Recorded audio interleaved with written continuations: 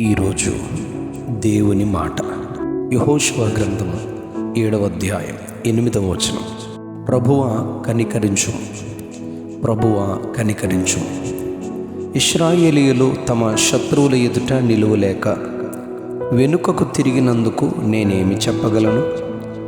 ఐగుప్తు చెరలో ఉన్న దేవుని ప్రజలైన ఇశ్రాయేలీయులను వారి శ్రమలో వారు దేవునికి మొరపెట్టినప్పుడు ఆయన ఆలకించి చెరలో నుండి విడిపించి వాగ్దాన దేశమైన పాలు తేనెలు ప్రవహించు దేశంలోనికి వారిని నడిపించుటకు నాయకుడుగా మోషేను దేవుడు ఏర్పరచుకుని పిలిచి తన మహిమను అతనికి చూపించి ఫరో ముందు ఎన్నో సూచక క్రియలను జరిగించి తన శక్తిని ఇచ్చి ఇశ్రాయేలు ప్రజలను మోషే తన 120 సంవత్సరముల వయస్సు వరకు నడిపించినప్పుడు ఎర్ర సముద్రమును 2 పాయలుగా చీల్చి ఆరిన నేలను అవతలికి నడిపించి ఫరో సైన్యమును వారి రథములను రౌతులను సముద్రము మధ్యను ముంచి చరిత్ర ఈ బైబిల్ గ్రంథంలో మనం చదవగలం.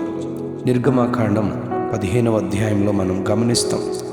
వారికి ప్రయాణంలో ఆకలికి ఆహారంగా మన్నాను, దేవదూతలు భుజించు ఆహారమును ఆకాశము నుండి వారి పాళెములో కురిపించి త్రాగు నీళ్లను బండను చీల్చి నీళ్లను సమృద్ధిగా అరణ్యములో ఏరులుగా పారునట్లు చేసి వారి దాహమును తీర్చినట్లు నిర్గమాకాండం 16వ అధ్యాయం 31 నుంచి 35 వచనంలో, 17వ అధ్యాయం 6వ వచనంలో మనం గమనిస్తాం.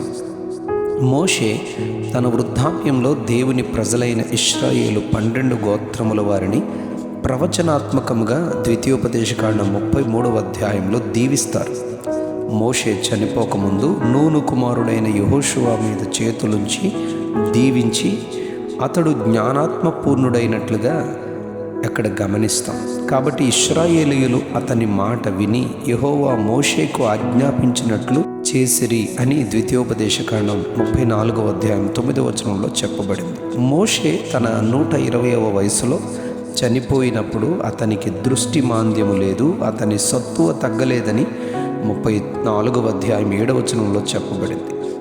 మోషే తరువాత యెహోషువ దేవుని ప్రజలైన ఇశ్రాయేలీయులను కనానుకు నడిపించు మార్గంలో యెరికో పట్టణంలోని ప్రజలు దేవునికి ఆయన ప్రజలకు విరోధముగా వారికి త్రోవను ఇయ్యక వ్యతిరేకించినప్పుడు యెహోవా యెరికో కోటగోడలను పడగొట్టి వారిపై యుద్ధములో జయమునిచ్చి ముందుకు వెళ్తున్న మార్గంలో హాయి అని చిన్న పట్టణము వారు ఎదురు తిరగగా వారిని జయించలేని పరిస్థితి ఇశ్రాయేలు వారికి కలిగినప్పుడు యుద్ధానికి 3000 మంది వెళ్ళారు, 36 మంది చనిపోయినట్లు అపజయము యుద్ధములో ఓటమి జరిగినప్పుడు యెహోషువ ఈ ప్రార్థన చేశారు: ప్రభువా కనికరించుము, ఎందుకు ఈ ఓటమి చిన్న యుద్ధములో మాకు కలిగింది అని ప్రార్థిస్తారు.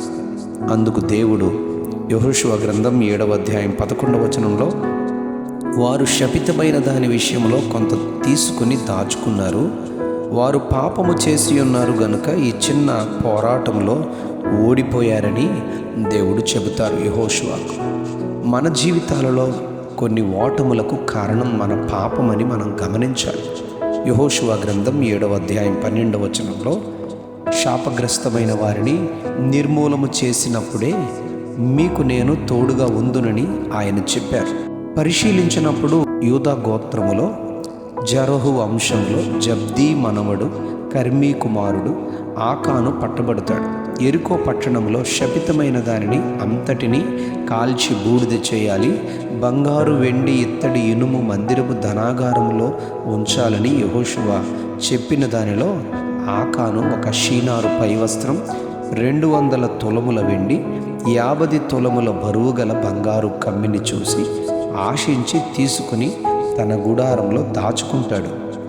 దేవుని మాటకు ఎదిరించి చేసిన ఈ కార్యాన్ని 7వ అధ్యాయం యెహోషువ గ్రంథం 1వ వచనంలో తిరుగుబాటు, ఇది పాపమని చెప్పబడింది. కనుక ఆకాను చేసిన ఈ పాపము వలన ఇశ్రాయేలు వారు యుద్ధములో ఓడిపోయారు.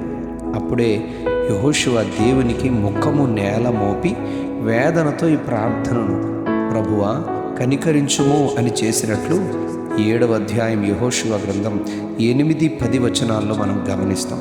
మన ఓటమి, నిరాశ, నిస్పృహలలో, భయములో, బాధలో యెహోషువ వలె ప్రార్థించాలి. యెహోషువకు చెప్పబడినట్లుగా మన పాపము మనకు దేవుడు బయలుపరిచినప్పుడు ఒప్పుకొని విడిచిపెట్టాలి. అప్పుడే విజయాన్ని మనం చూడగలం. 7వ అధ్యాయం 25వ వచనంలో యెహోషువ గ్రంథం, ఆకోరు లోయలో ఆకానును రాళ్లతో కొట్టి చంపి గుట్టగా వేసి వారి పాపమును పరిహరించిన తరువాత 8వ అధ్యాయం 26వ వచనంలో విజయమును హాయి వారిపై ఇశ్రాయేలు వారు పొందుకున్నట్లు చెప్పబడింది. ద్వితీయోపదేశకాండం 4వ అధ్యాయం 31వ వచనంలో నీ దేవుడైన యెహోవా కనికరము గల దేవుడు గనుక చెయ్యి విడువడు, నిన్ను నాశనము చేయడు, తాను పితరులతో ప్రమాణము చేసిన నిబంధన మరిచిపోడు అని చెప్పబడింది. 106వ కీర్తన 46వ వచనంలో వారిని చెరగొనిపోయిన వారికందరికీ వారి ఎడల కనికరము పుట్టించనని ఇశ్రాయేలు ప్రజలు ఎక్కడెక్కడ చెరలోనికి వెళ్ళారో ఆ చెరలో ఉన్నటువంటి వారిని చెరపట్టుకున్న వారి ఎడల కనికరము చూపినట్లు, వారికి ఇశ్రాయేలు ప్రజలకు కనికరము చూపినట్లుగా ప్రభువు చేశారు. కనికరము గల దేవుడు కనికరము పుట్టిస్తాడు, కనికరపడతాడు గనుక పాపము విడిచిన వారమై క్షమింపబడి కనికరమును కోరుకొని కనికరింపబడుదుము గాక. Amen, amen, amen.